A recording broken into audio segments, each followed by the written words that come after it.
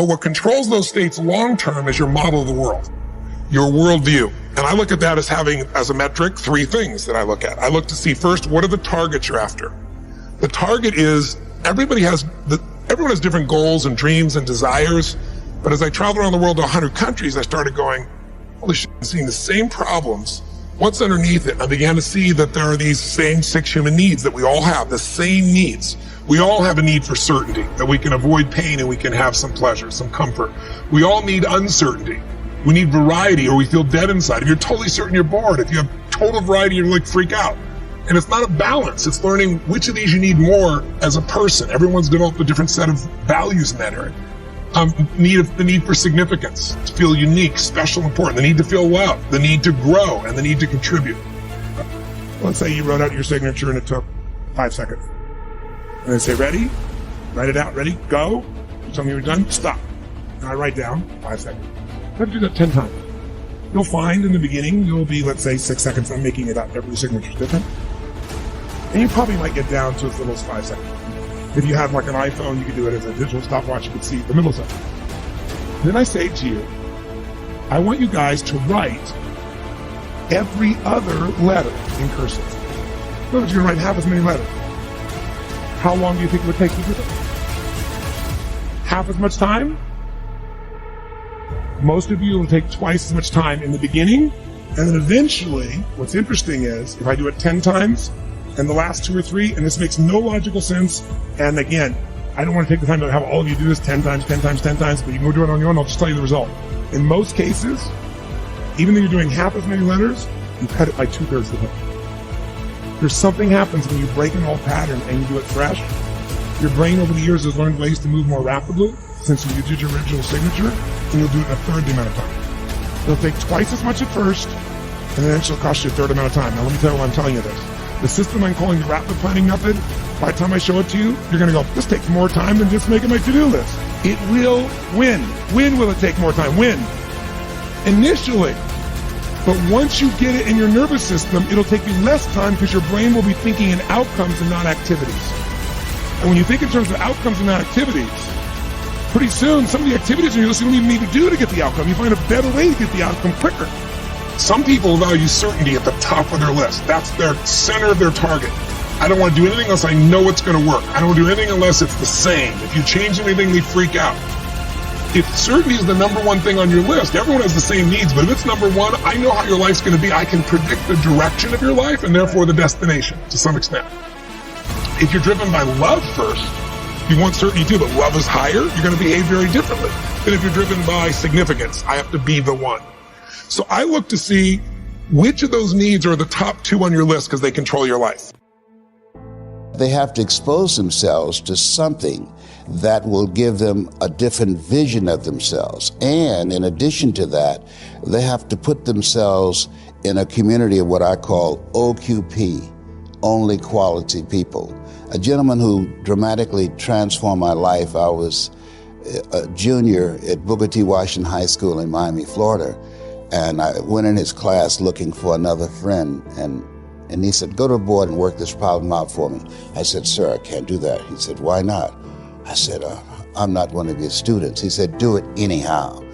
And the other kids started laughing, saying, he's Leslie, he's DT. And he said, what's DT? His brother is smart, but he's the dumb twin. And I said, I am, sir. And he came from behind his desk and he pointed at me, he said, don't you ever say that again. Someone's opinion of you does not have to become your reality. And he taught me 3 things. He said, if you want to become successful in life, young man, he said, number 1, you got to change your mindset. He said, you don't get in life what you want, you get in life what you are. Number 2, practice OQP, only quality people. You earn within $2,000 to $3,000 of your closest friends. I found that out. I left all my broke friends. I said, y'all gotta go.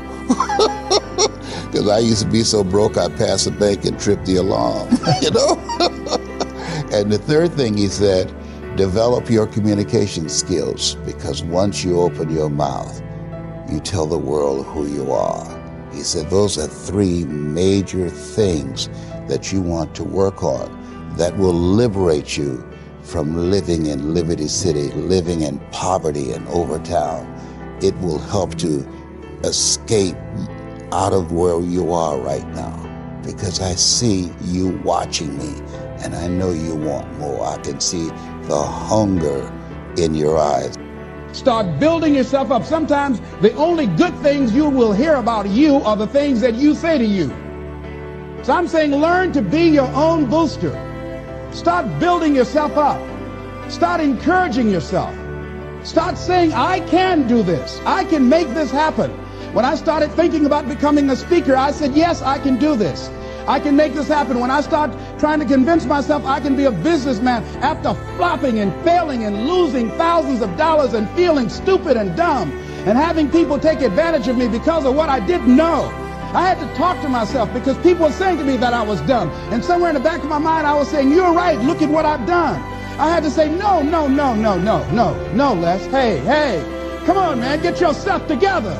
You can handle this. You just haven't figured it out yet. It's all right. This is your training period. This is the tuition you have to pay for what you don't know. You can do this. Other people have done it. It doesn't take an Einstein. Get you some people that can teach you some stuff that you don't know. Get you some people that have done it successfully and learn from them. Take some seminars, workshops, read some books on how to manage a business. You get hungry by finding something that's you. I believe that all of us are born unique, but most of us die copies. You got to find out what is it that turns you on, what resonates with you.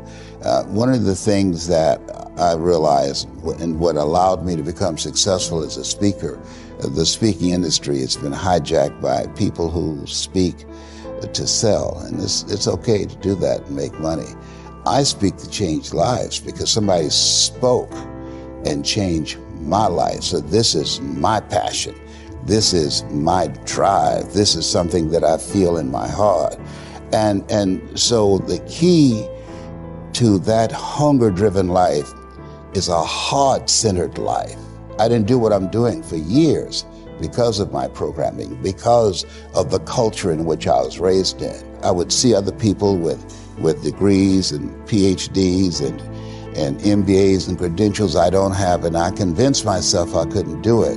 But Mr. Washington, on that day, we became friends, and he taught me not only someone's opinion of you does not have to determine your reality.